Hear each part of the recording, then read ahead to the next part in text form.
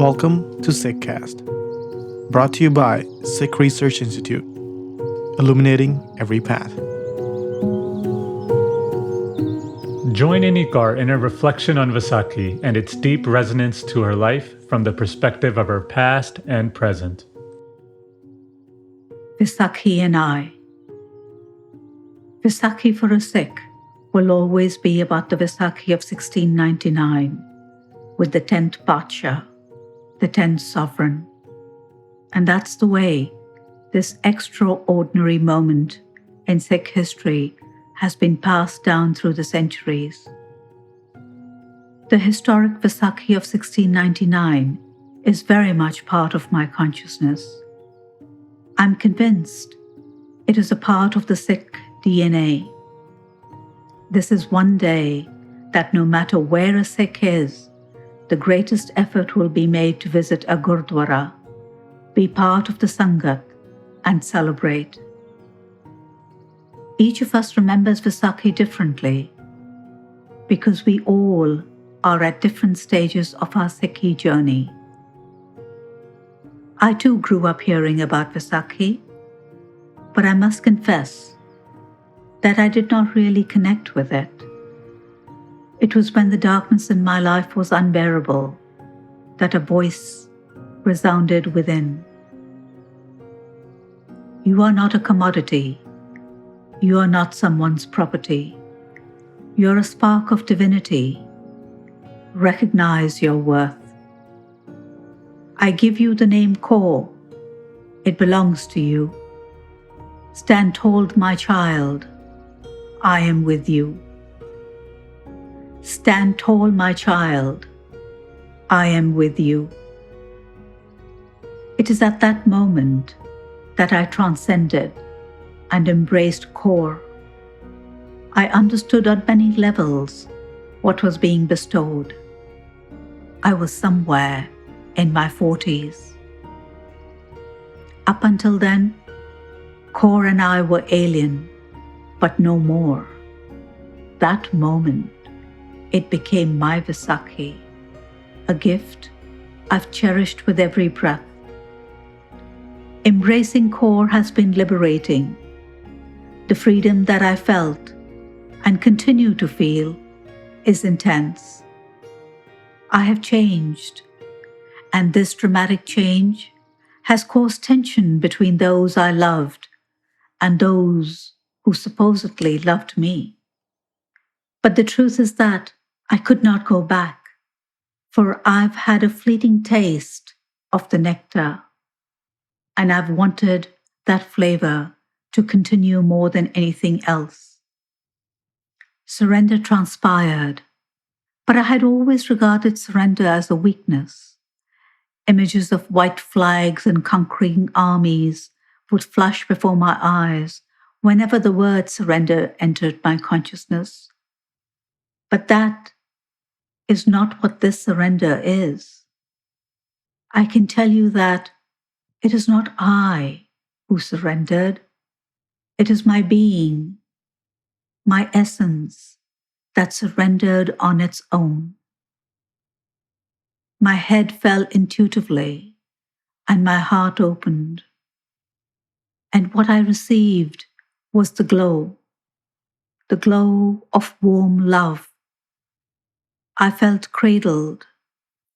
The shawl of Gurbani embraced me. Guru says, if you are excited to play the game of love, come to my street with your head placed on the palm. Once you place your foot on this path, do not hesitate to offer your head. So I continue to walk on this path. It is challenging to say the least, for it's finer than a hair and sharper than a double-edged sword. I recall a line from Bhai Veer Singh's book, Kalgidar Chamatkar. Sikhi is love. Sikhi is faith. Sikhi pyar hai. Sikhi sadak hai. I get asked repeatedly, why this path? The answer is quite simple.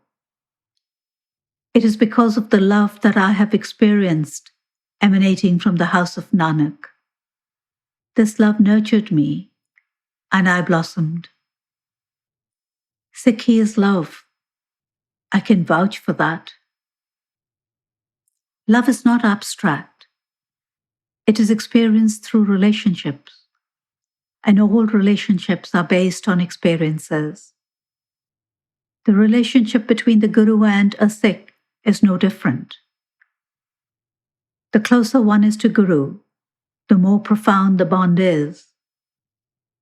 For me, Guru is Shabad. Shabad entered. My life changed. The stage of sleeping was over. My eyes opened. I see beauty all around me. The beauty was always there. I just didn't have discerning eyes to see it. Embracing Kaur has given direction to my life, and gradually I have learned to accept myself with all my weaknesses. In Sikh thought, Guru is perfection, and I am a work in progress. For me, Vaisakhi is no longer just one day of remembrance. It has become a part of me, and when I least expect it, I find myself transported to the Vaisakhi of 1699. It is never far away from my consciousness, and when asked, "What were you before Kaur?" I don't even know what to say. Mostly, I pretend that I have not understood the question, and if the probing continues, then I say, I was nothing worth knowing. I've been through a lot before Sikhi embraced me.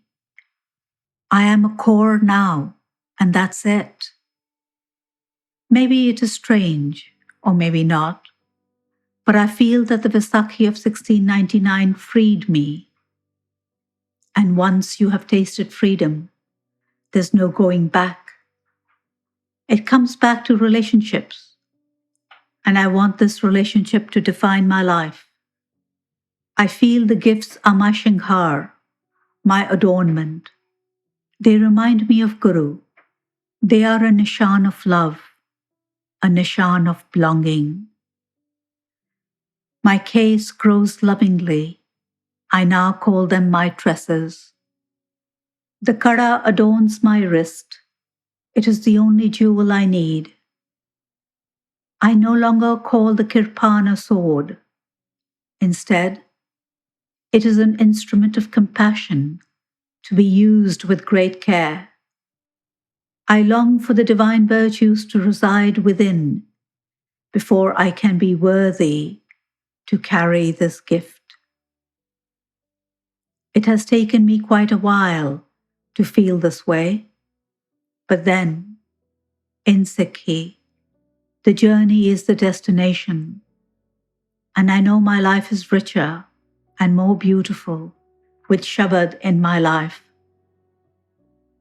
I genuinely believe that every Sikh has a connection with Shabad in some way or another. One cannot resist being touched by the beauty of Shabad.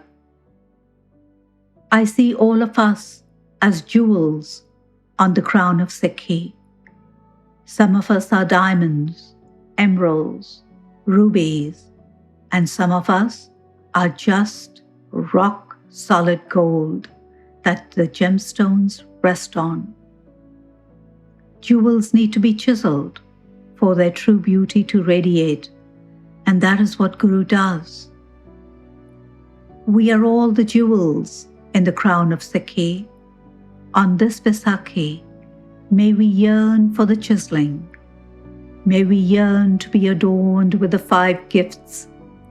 May we yearn to radiate the ideals of the Vaisakhi of 1699.